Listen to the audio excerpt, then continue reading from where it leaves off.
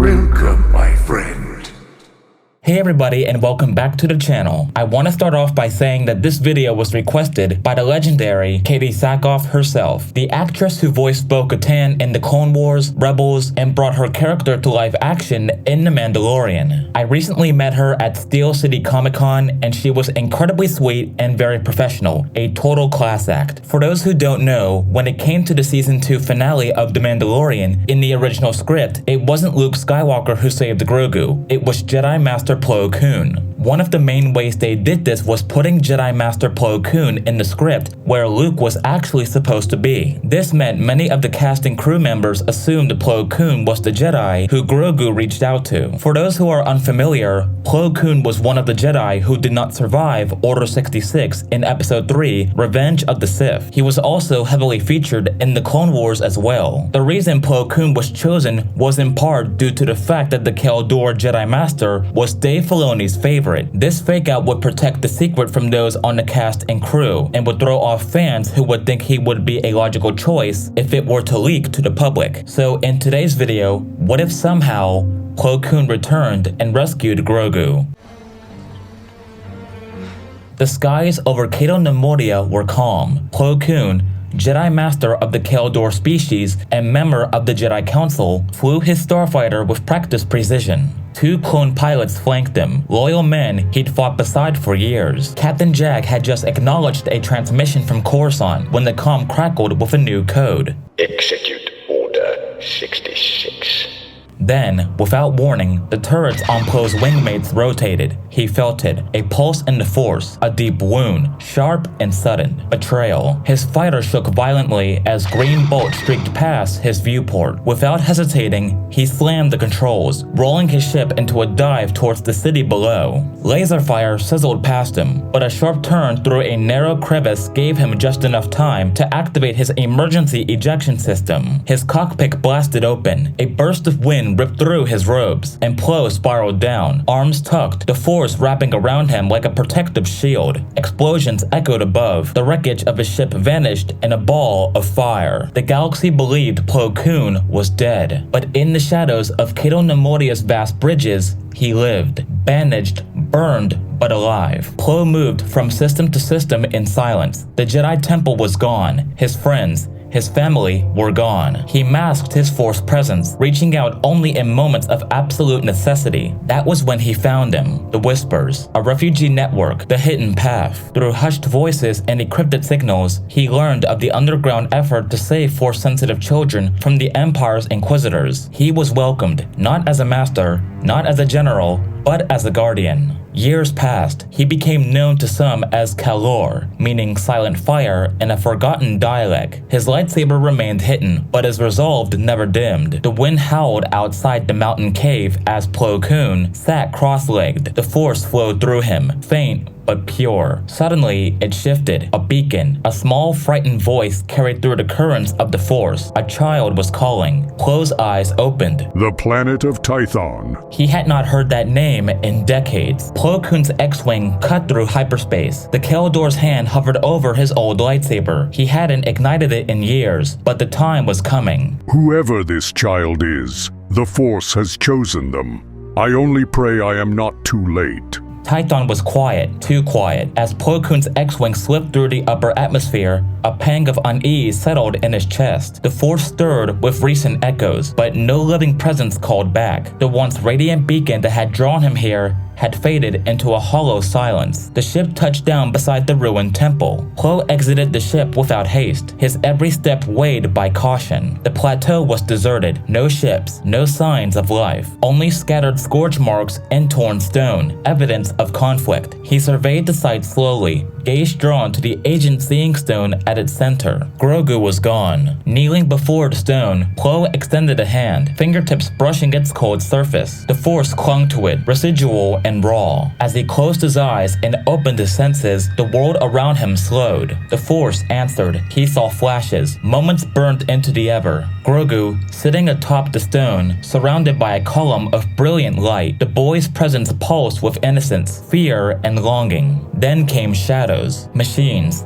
cold, dark, and without soul. The dark troopers had descended like wraiths from the sky, breaking through the calm with a violence that still lingered in the air. Grogu cried out as they snatched him and flew off. There was no Jedi who came, no protector, no one to answer his call, only steel and silence. Plo's breath slowed. He pressed deeper into the Force, searching not for what had happened, but for what was happening now. The child was alive, that much was certain. His signature was dimmed, but not extinguished. There, like a whisper, drifting among the stars. Fear, isolation, and the chill of durasteel walls. A cell, and above that control, authority, malice cloaked in calm. The mind of a man wrapped in order and cruelty.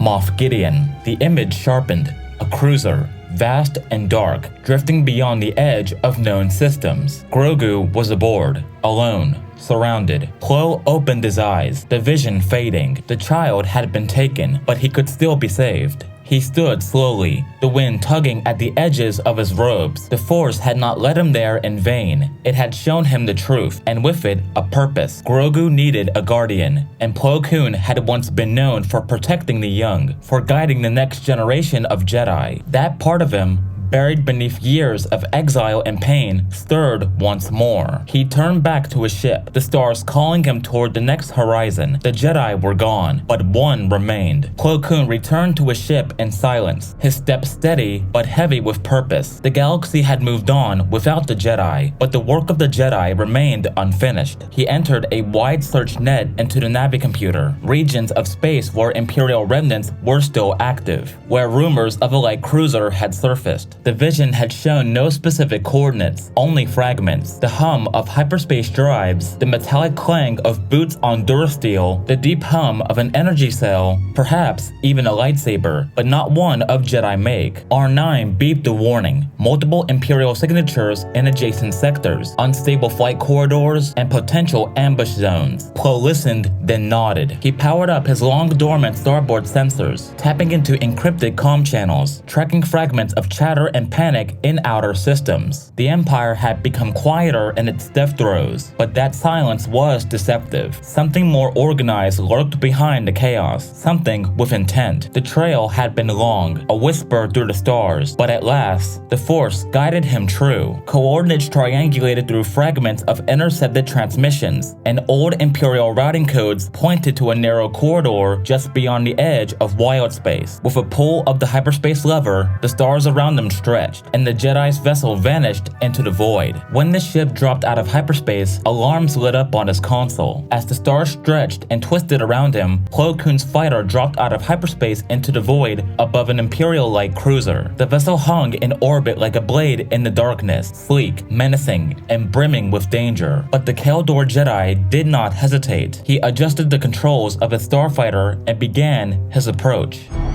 Incoming craft, identify yourself.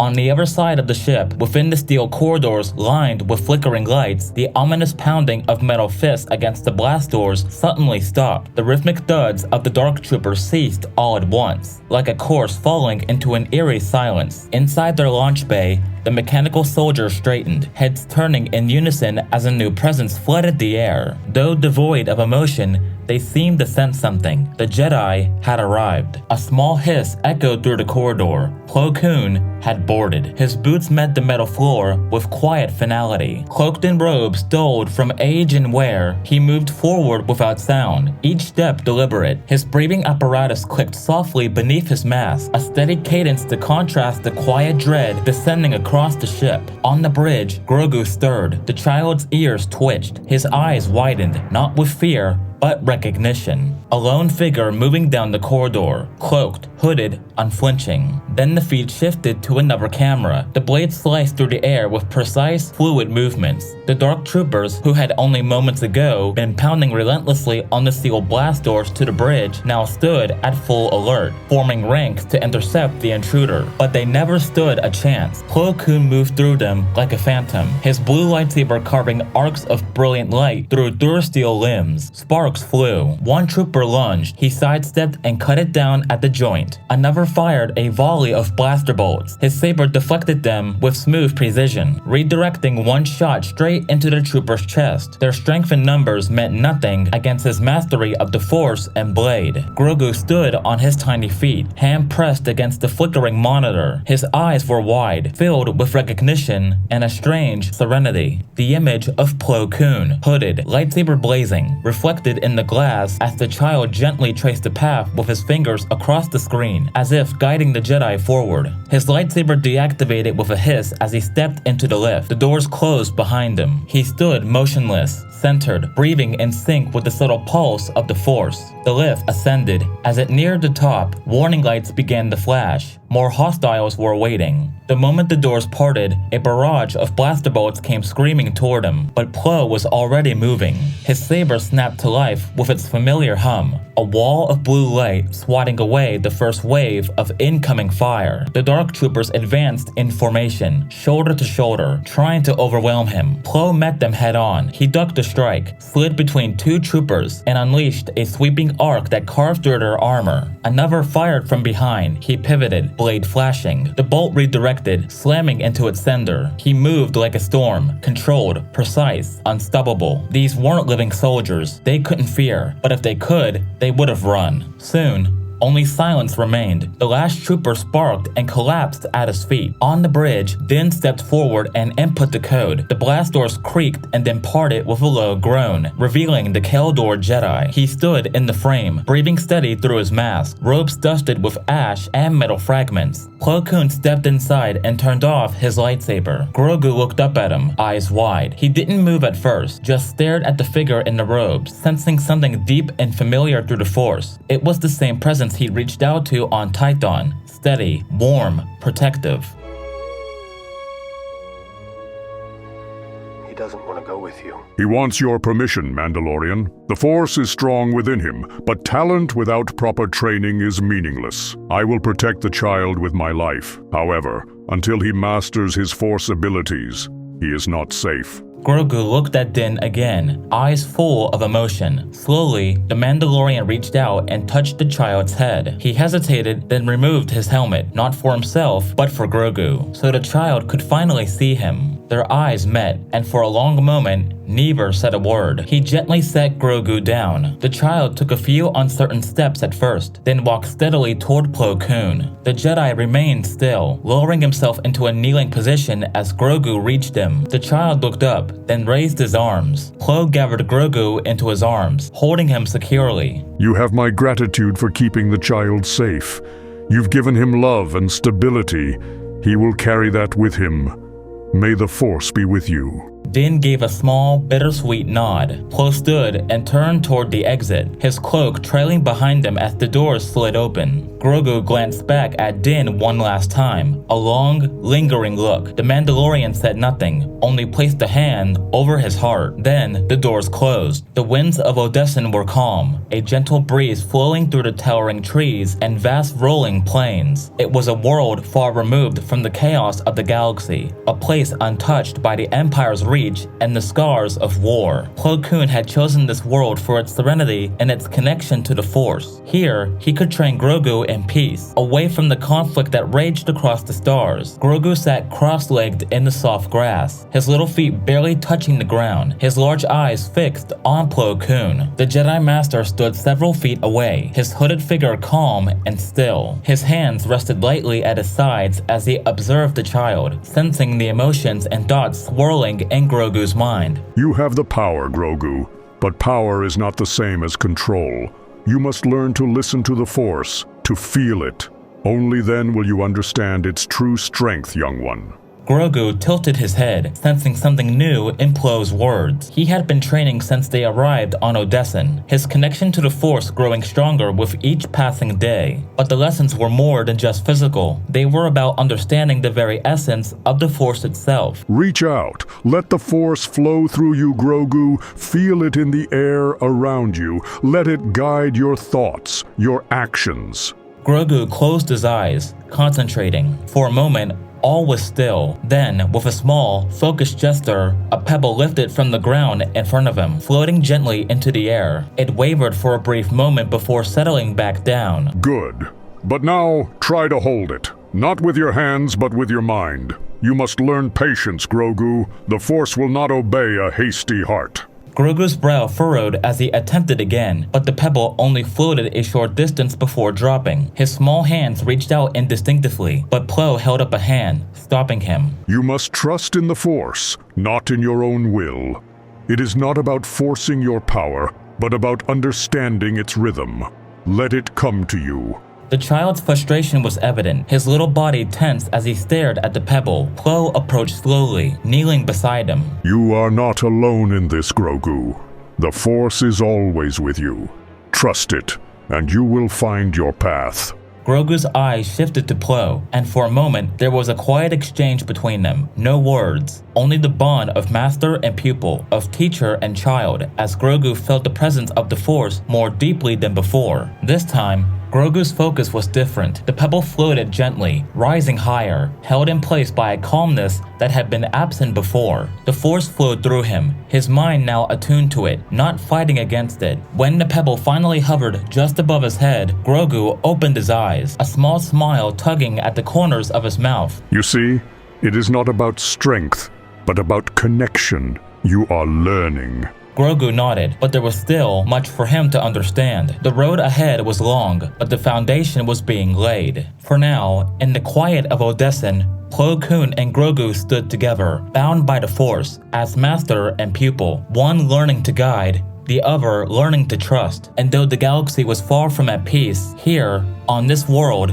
a different future was beginning to take root. As the days passed on Odessen, Plo Koon continued to guide Grogu in the ways of the Force. Their training sessions were a mix of physical exercises, meditation, and learning to focus on the Force and the world around them. Plo's approach was gentle but firm, allowing Grogu the space to discover his potential at his own pace. Yet, despite the serenity of their surroundings, Grogu couldn't fully shake the feeling of loss that lingered in his heart. One afternoon, as the sun dipped low over the horizon, casting long shadows over the rolling hills, Plo Koon set up a challenge for Grogu. The Jedi Master had been teaching the child how to control his telekinesis with greater precision. He had placed several small stones in front of Grogu, telling him to lift and arrange them into a specific pattern using the Force. Grogu sat in front of the stones, his small brow furrowed in concentration. He reached out with his mind, feeling the flow of the Force around him. But as he tried to lift the first stone, his focus faltered. His thoughts drifted. Din, his protector, his friend, the Mandalorian who had taken him in, who had shown him kindness when he had nowhere else to go. Grogu paused, his large eyes distant, staring at the stone in front of him. The memory of Din's rough voice, his warmth, and the comfort of the quiet moments they shared filled his mind. The stone before him trembled, but did not rise. Plo Koon noticed the shift immediately. He had been watching from a distance, but the Force around Grogu was different now, less focused, more scattered. He could sense the child's inner conflict. What is troubling you? Grogu's gaze remained fixed on the stone, but his ears drooped slightly as he turned his head toward Plo, his tiny hands clenched in frustration. Your thoughts dwell on the Mandalorian. You miss him, don't you? Grogu nodded slightly, his gaze falling to the ground. Plo knelt beside the child, placing a reassuring hand on his shoulder. It is natural to miss those we care about. The bond you shared with the Mandalorian is powerful. But you must understand that the Force has a plan for you, Grogu, and part of that plan is growth, both in the Force and in yourself. Grogu looked up at him, eyes wide with uncertainty. You are not alone. You will carry him with you in your heart as you grow. But you must let go of the sadness. You must trust in the Force to guide you. Grogu stared at him for a moment, trying to understand. Grogu was torn between his new path and the memories of the one who had cared for him, who had given him a sense of home. The Force is a part of you, Grogu. It will not replace what you have lost, but it will help you grow stronger. It will help you find your way. The feelings you have for your Mandalorian friend, they are not gone. They are in your heart, and they will guide you as long as you allow them to. Grogu blinked, absorbing the words. He still missed Din. He missed the familiar presence, the warmth, the care. But he also knew, deep inside, that Plo was right. The journey ahead was his own. And while Din would always be a part of him, the child had to learn to let go of the weight of his sorrow, at least for a while, and trust that the Force would lead him where he needed to be. With a soft sigh, Grogu closed his eyes and reached out again. This time, his connection to the Force felt more steady, the waves of emotion beginning to settle. The stone before him trembled again, this time rising slowly into the air. It hovered just inches above his head before Grogu gently sat it back down. Grogu opened his eyes and looked up at the Jedi Master, his expression more resolute now. He missed Din, but he understood, at least for now, that his journey was not meant to be walked with Din at his side. And though the road ahead would be challenging, he knew that with Plo's guidance and the Force, he could grow into the Jedi he was meant to be. Shall we continue, my friend? Grogu nodded, taking Plo's hand with a renewed sense of purpose. Together they walked deeper into the forest of Odessen, the Force guiding them forward as the child's journey had only just begun. The following morning, the mists of Odessen curled through the trees, hanging low over the stone terraces that lined the Jedi sanctuary hidden deep within the planet's wilds. Plo Koon and Grogu sat together on a moss-covered platform overlooking a tranquil waterfall. It was a place where the Force felt especially strong, alive with the memories of the past and the possibilities of the future. Grogu sat cross-legged across from Plo, his small frame perfectly still, eyes closed in meditation. Plo observed him for a moment, sensing the quiet strength that was beginning to grow in the child. But there were still shadows in Grogu's presence, echoes of trauma, of loss long buried but not forgotten. You have come far, Grogu. But there is still something deep within you, something unresolved. Grogu opened his eyes slowly, the mist parted around him. I know you carry memories you have not spoken of, fragments of your past, the temple, the attack. You were there, weren't you? Grogu's ears flattened slightly. He looked down, uncertain. You do not have to face it alone, but understanding where you came from, it may help you grow.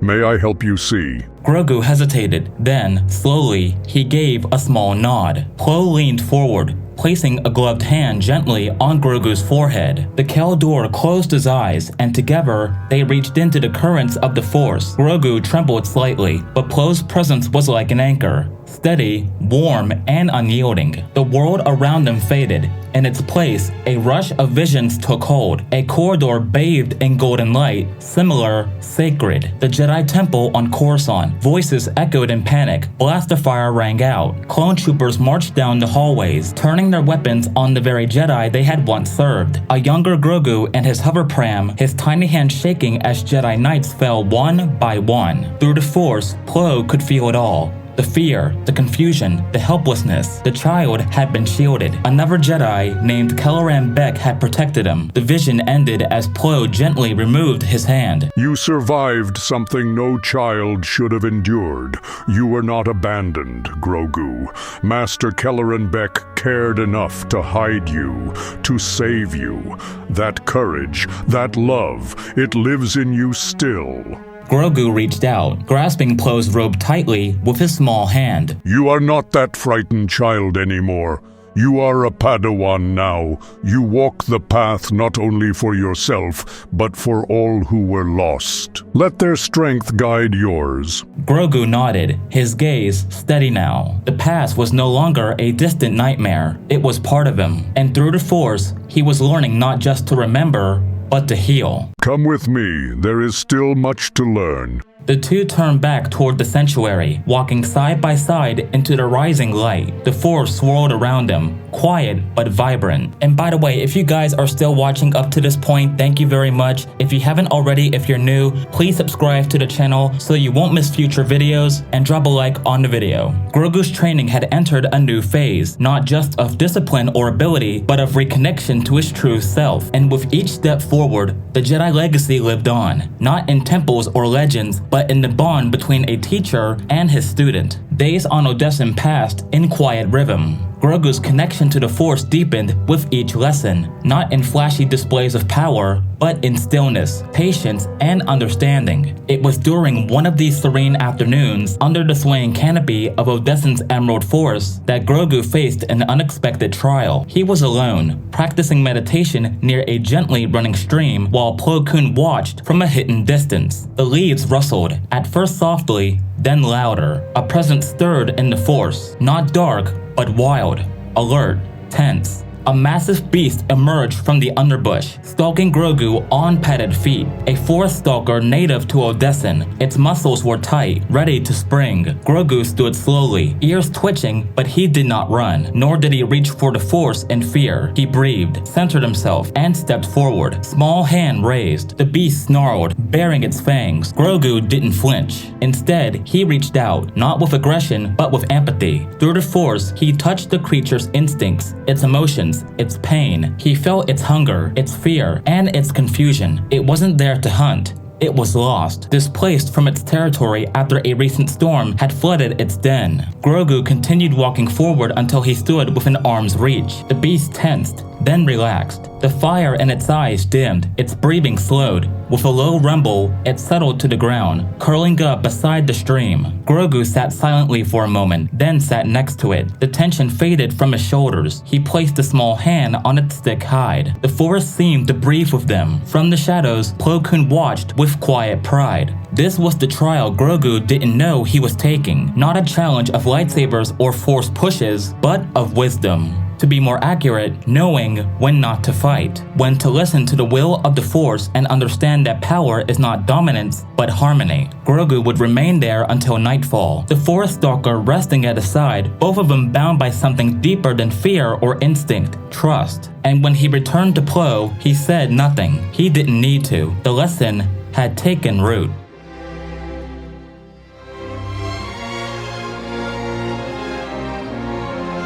And that's the end of the story. If you want part 2, tell me in the comments below. I really hope you've enjoyed this one. Once again, thank you Katie for requesting this video. Meeting you was an absolute honor. Be sure to drop a like on this video and subscribe to the channel for more videos like this in the future. Be sure to check out my film channel, Pulley Productions, where I produce independent short films. Have a great day, and may the Force be with you.